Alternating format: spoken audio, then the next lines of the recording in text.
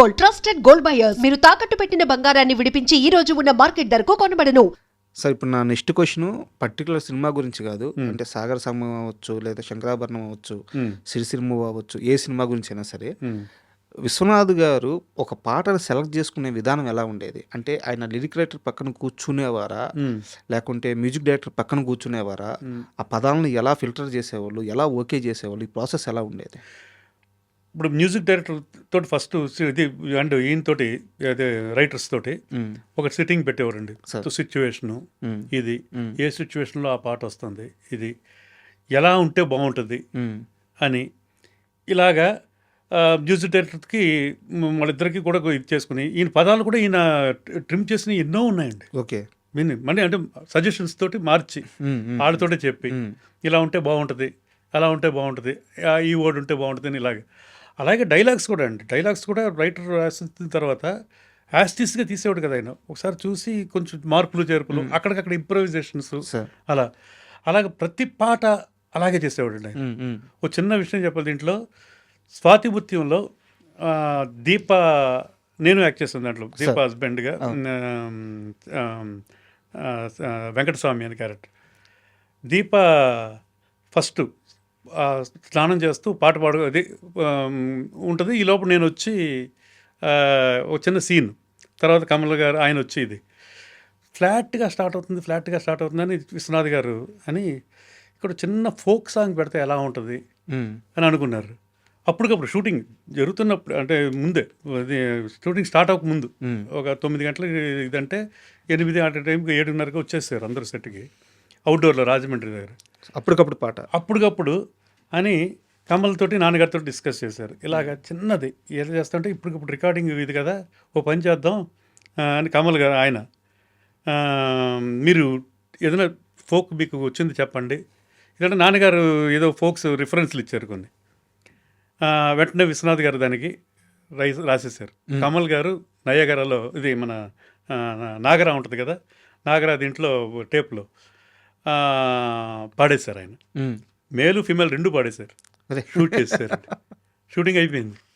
ఇళయరాజా గారు చూసి re recording అప్పుడు షాక్ అయిపోయారు, ఇదేంటిది ఇలా చేస్తే, ఇది ఇంత గొప్పగా ఎలా చేస్తారు అది అని. ఇప్పుడు నేను పాడిస్తాను చూడండి అని బాలు గారిని శైలజ గారిని పిలిపించి పాడించారండి అక్కడ.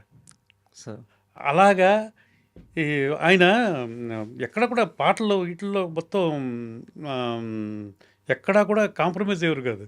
ఆయనకి ఏదో చిన్నది ఇది వస్తే అక్కడ అది బాగుంటుంది, అదే ఒక ఫోక్ అయితే బాగుంటుందని, అది పట్టు చీర తెస్తానని పడవేసుకెళ్ళిండు మామాని, అది అలాగా కొన్ని నా పదాలు నాన్నగారు అందించడం, కమలాసన్ ఏమో దానికి ఏమో పాడడం, ఇది ఆయన ఇలాగా.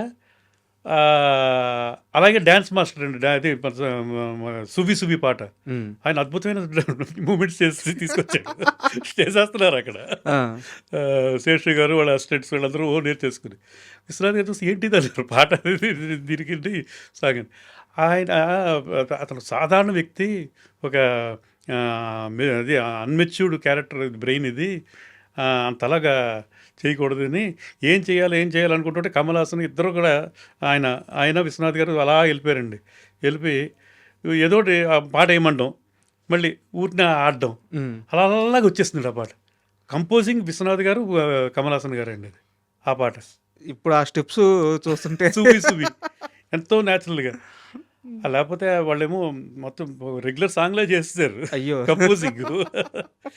మళ్ళీ ఆయనతోటి చెప్పారు, అది శేషు గారు ఆయన పేరు, శేషు గారు, లేదు నేను ఇలా అనుకున్నాను, మీరేమనుకోవద్దు మార్చినందుకు అంటే, లేదు నాకే కదా వచ్చేది పేరు అన్నాడు ఆయన.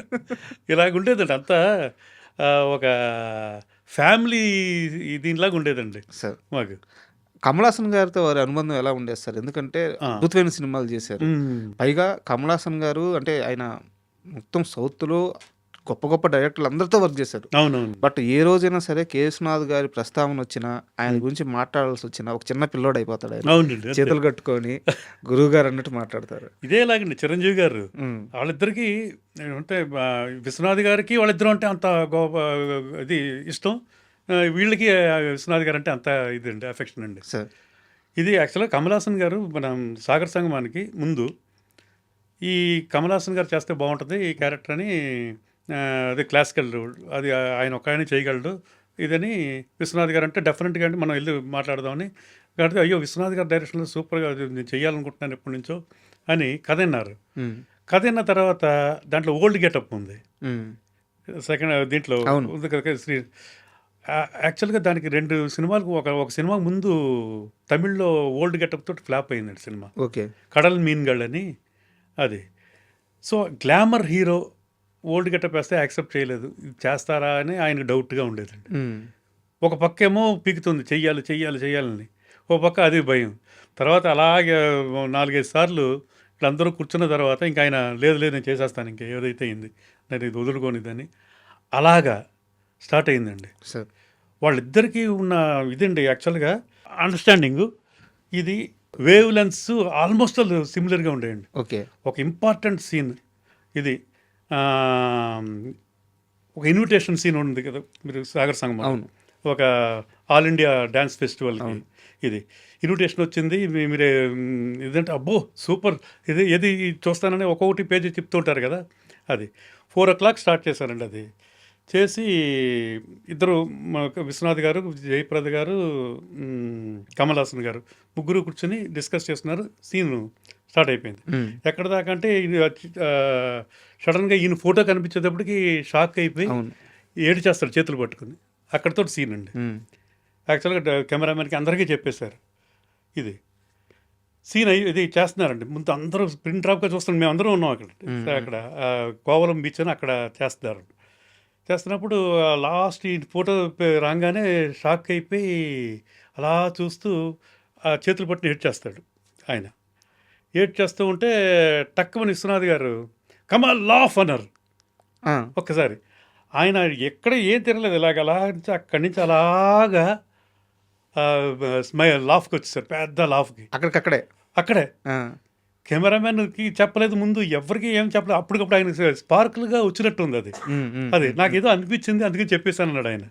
ఇలాగ అనేసాను, నాకు ఓకే అవుతుంది అనుకోలేదు, ఎందుకంటే అందరూ డిస్టర్బ్ అవుతారు కదా అని. అలాగా వాళ్ళిద్దరికీ ఉన్న వేవ్ లెన్స్ అసలు అద్భుతం ఉండేది. ఆ పర్టికులర్ దీనికే తమిళనాడులో నేను అక్కడే చూస్తాను ఫస్ట్ డే ఇవన్నీ విపరీతమైన అప్లాస్ అక్కడ. ఎందుకంటే ఆ ఏడుపులోంచి ట్రాన్స్ఫర్మేషన్, ఆనందం ఇది. అదేమో ఆనంద కన్నీరు, అదే ఆనంద కన్నీళ్ళు, ఇదేమో ఎంజాయ్ చేయడం దాన్ని.